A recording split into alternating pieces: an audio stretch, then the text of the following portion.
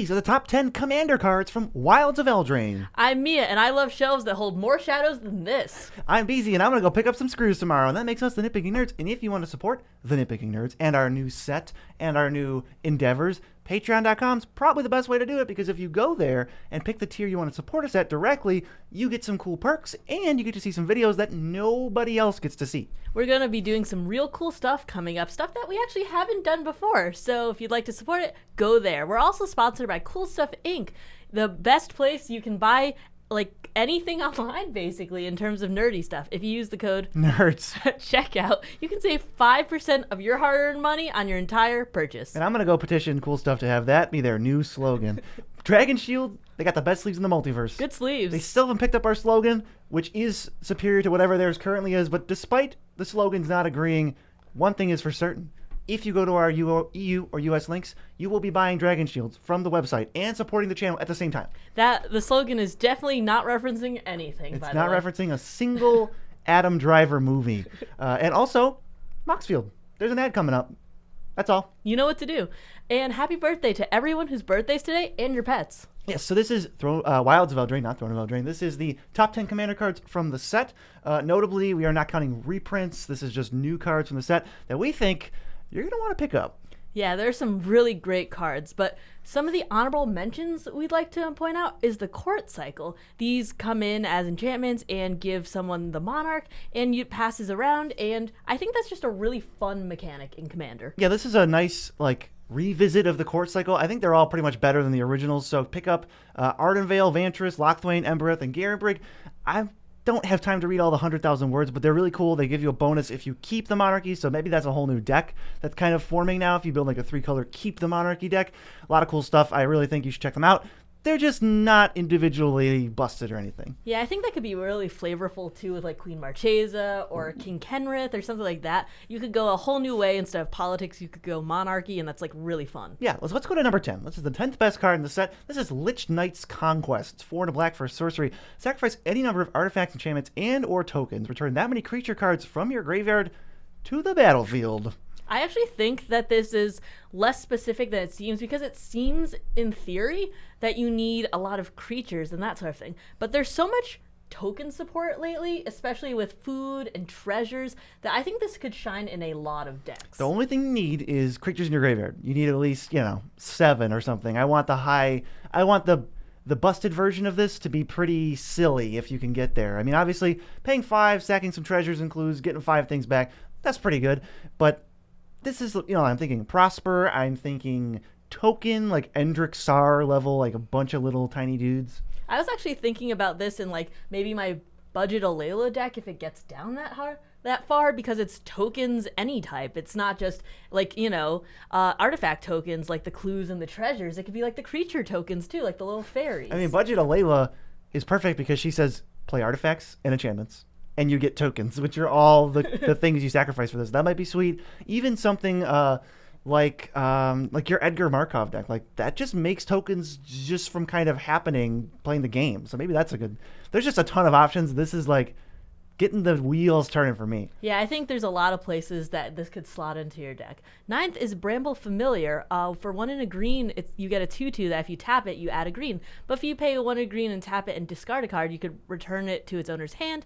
And there's an adventure side for 5 green. It's a sorcery that says you can mill 7 cards and put a creature, enchantment, or land from among the cards milled this way onto the battlefield. I think this is really versatile and way better than some of the other mana dorks we have rocking around in Commander. Yeah, for 2 mana, a 2-mana mana dork tends to be basically a dead draw later in the game. So this says early in the game you lose all the frills. It's just a 2-mana mana dork. It doesn't really do anything.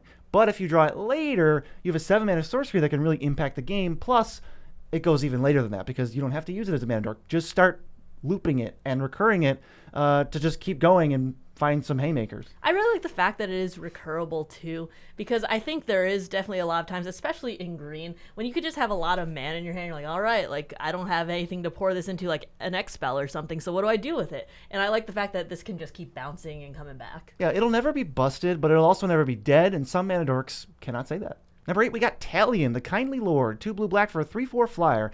As it enters the battlefield, choose a number between 1 and 10. Whenever an opponent casts a spell with mana value, power, or toughness equal to the chosen number, that player loses 2 life, and you draw a card. I really like this because, as we touched upon earlier in our previous video, which you should check out if you haven't, this is pretty versatile if you're going for a common number like 2, where there's a lot of utility creatures or counter spells that are at 2. But I like the fact that you can also flicker this. So when it enters again, if there's something that's a little bit more pressing, someone has like a big 7 mana really scary spell or like a bunch of little things, you can just kind of pick that and choose as you please. Yeah, this one is the most unknown for me. I think it could be really good. It could be generically powerful enough at the right power levels to just be an auto include or like a value engine that's worth playing. But it also could just be end up being a little weaker, where like you choose 3 and then you only get like 2 cards off of it over 5 turns. Try putting this with a telepathy, and then you could just choose right every time. Oh, please just don't play telepathy. That's the moral of the story.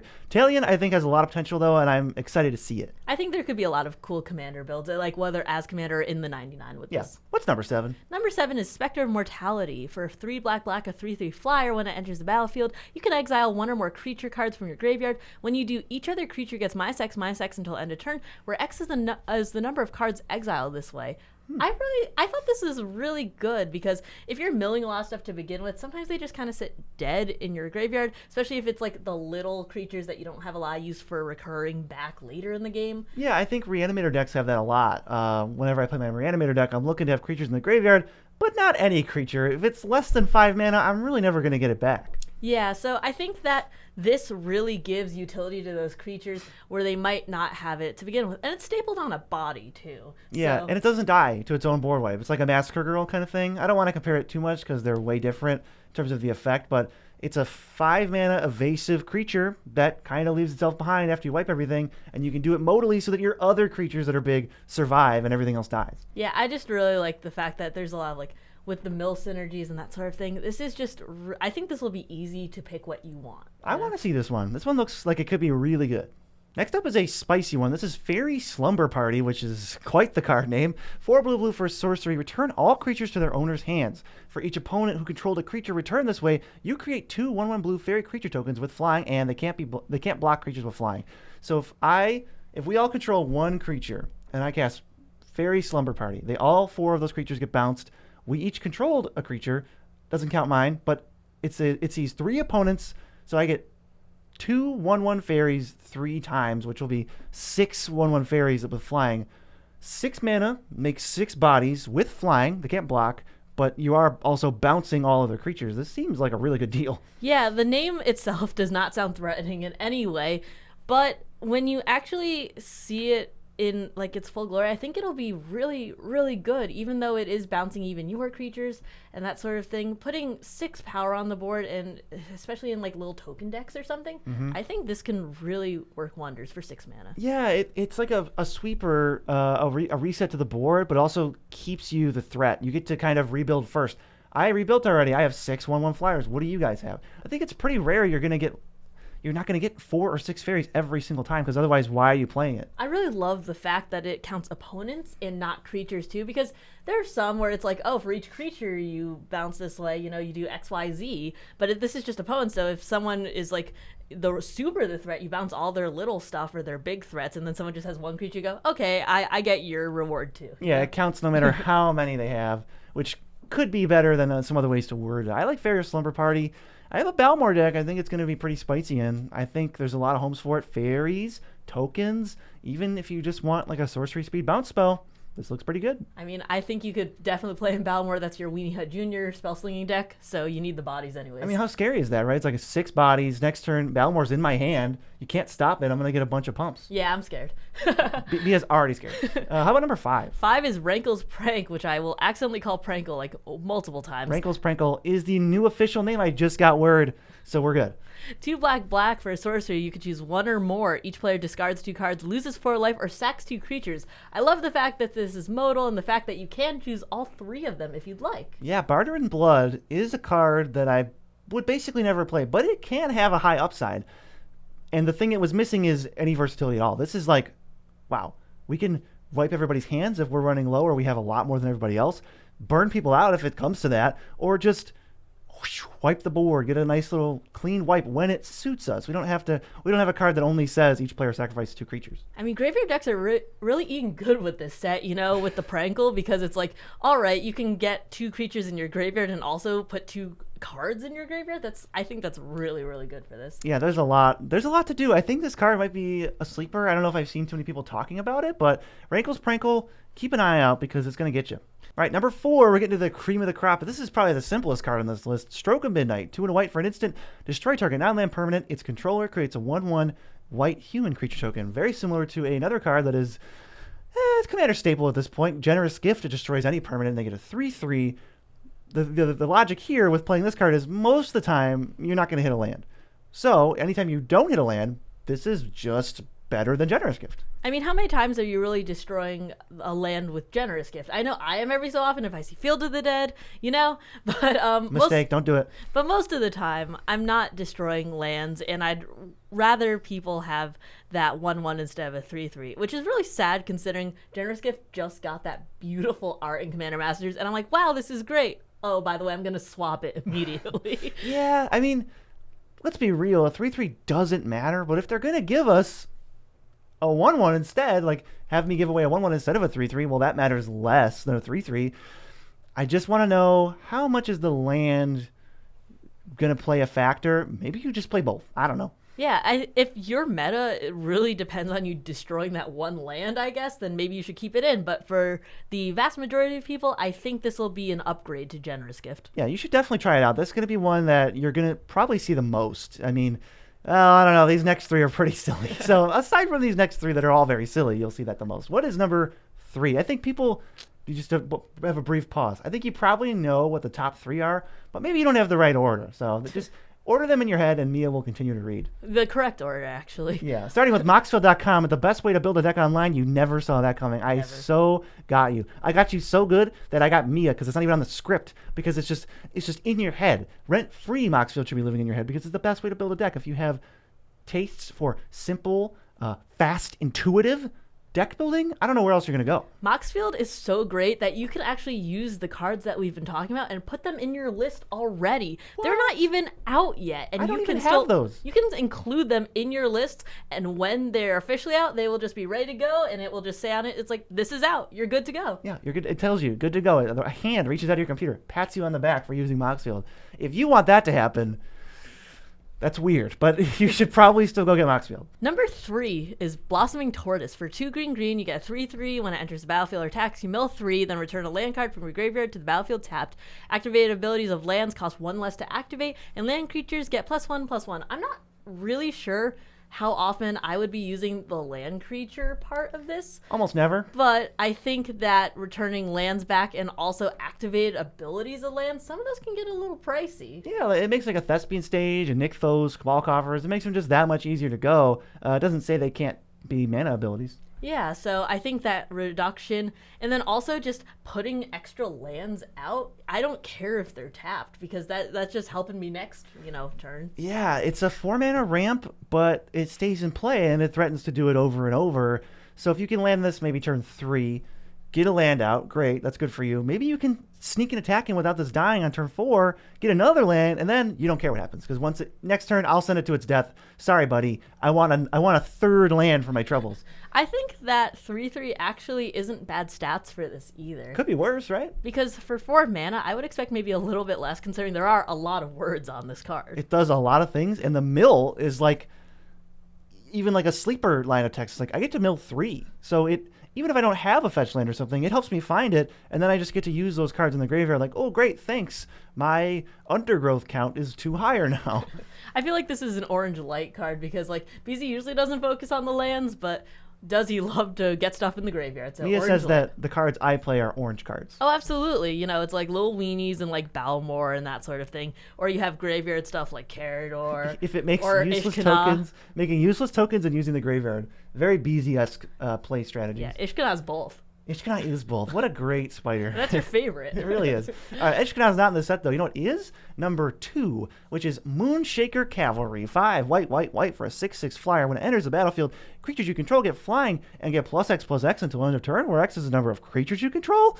Huh? They made Craterhoof again?